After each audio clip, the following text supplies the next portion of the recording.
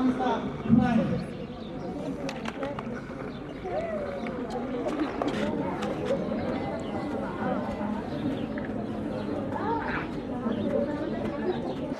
گرنگی فستیواڵە کلتوریەکانیش لەوەدا کە کللتوری کۆنی باپیرانمان خەریکە کاڵ دەبێتەوە لەناو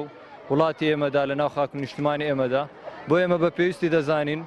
کە قوتابیانەوەی دواڕۆژن بە کللتوری باپیرانمان شادیان بکەینەوە بە کللتوری باپیرانمان ئاشنایان بکەینەوە ئەو شتانێک کە لە کۆندا بەکارهاتوە پێویستە جارێشترەوەیان بزانەوە بەکاری بینەوە نەوەک کەلتوری غەرب بێت و داگیری بکات و هەموو شتە کۆنەکانمان لەناو بچێت و هیچ کەلتورێشی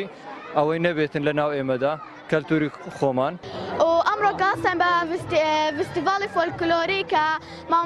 سپاس مامۆستاکانمانەکەین کە بە ئێمەیان ئاشنا کرد و سپاس ئێوەشەکەین کە ئامادە بوون ئەلێرانە و ئەمڕۆ کە خواردنمان ئامادە کردووە و هیواداریم بە دڵتان بێت و زۆر سپاس. ئەمڕۆ لە قوتابخانەی داستانی دەولاڤەژە هەستان بە ئەنجامدانی فستیڤاڵێکی گەورە لە قوتابخانەی داستانی دەولاڤەژە کە چەند بڕگەیەکی کوردەواری لە خۆی گرتبوو و فستیڤاڵەکە بۆ ئەوە کرا کە بۆ ناساندنی جلی کوردی بە منداڵانە و چەند ناساندنی خواردنی کوردەواری و لەگەڵ کەلوپەرە کوردیەکە.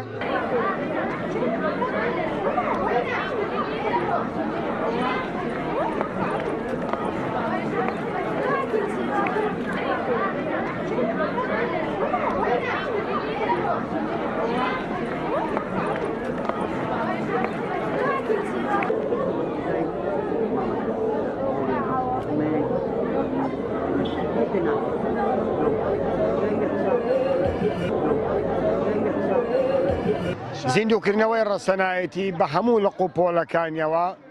ئەکرێ بایەخی زیاتری پێ بدەین یا پرەوی زیاتری پێ بدەین چونکە بەڕاستی کەم تەرخەمیەکی زۆر لەو بوارەدا کراوە و ئەشکرێ لە داهاتوودا تەنها نمایش و پیشاندان نەبێ هەوڵ بدەین کرداریەن جارێشتر بینەوە مەیدانی ڕەسەنایەتی و ڕەسەنایەتی دەربکەوین. خزمەتکردنی ڕەسەنایەتی یا دنیای ڕەسەنایەتی هەم چێژی هەیەەوە هەم سوودیشی هەیە. ئەمڕۆ کۆمەڵە خەڵکێک کە لێرە لە دەوریەک کۆبووتەوە هەستمە کرد هەمویان دڵخۆشن هەمویان نەتوانن لە جەنجاڵی ژیان دوورکەوتنەوە لە دنیای سادەیی لە دنیای ڕەسەنایەتی هەم چێژ وەرگرن هەم سوود وەرگرن و داوا ئەەکەم لە ڕاگەیانەکانیش کە بەڕاستی بەشێک لە ڕاگەیانەکان ئەتوانم بڵێم لەوەتەی کارەکەن دش بەو بوارەنەیە ئەو بواریان بەرەو لێواری مەربردیا و داواش لەوانە ئەەکەم کە یانەوێ لایەنی کۆمەڵایەتی کوردەواری جێماوی باوان چاکەکان بێنیەوە مەیدان و کاری پێ بکەن و ئەوەی کە خراپیشە بۆ ڕابردوو جێبێڵ.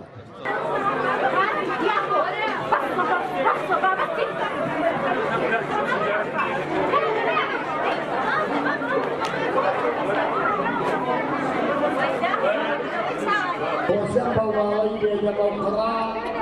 سفرية بعيد